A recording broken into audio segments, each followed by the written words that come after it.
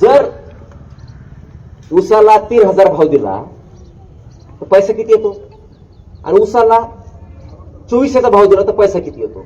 म्हणजे एका एकर मागे तुम्ही सहज एका शेतकऱ्याचे 20,000 30,000 रुपये तर काढून घ्यायला लागला. बरं, शेतकऱ्याचा पैसा काढणार आणि ह्या चेअरमनच्या खिशामध्ये तो जाणार, आणि चेअरमन काय करणार त्या पैशाचं?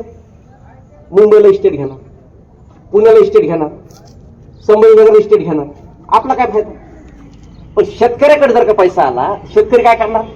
किराणा सामान घेणार, लग्न करणार, बस्ता बांधणार, इथे एखादा प्लॉट घेणार, सिमेंट पत्र घर दार इथं पैसा खर्च करणार. आपला पैसा शेतकऱ्याकडे जावं, शेतकऱ्याचा पैसा व्यापाऱ्यांपर्यंत जावं, ही झाली आपली बाजारपेठ. तुम्हाला काय वाटतं? तुम्हाला वाटतं आपल्या सुखदुःखात यावं? नक्कीच यायला पाहिजे. पण पश्चिम महाराष्ट्राला काय वाटतं?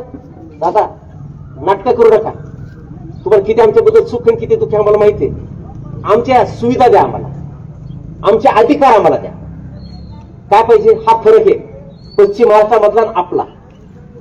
तुम्ही कष्ट करणार आहेत, बाजारपेठेतले माणसं आहेत. आपण दोन गोष्टीवर राजकारण करतो, एक तर भावना आणि दुसरी म्हणजे जात. राजकारण सुरू होतं जातीपासून, थांबतं पैशापर्यंत. मग पुन्हा आपल्या बाजारपेठेची हागणदारी झाली की मग आपण भावनावर येतो, आपण शुद्धीवर येतो. मग ती वाईट अवस्था येऊ द्यायची का?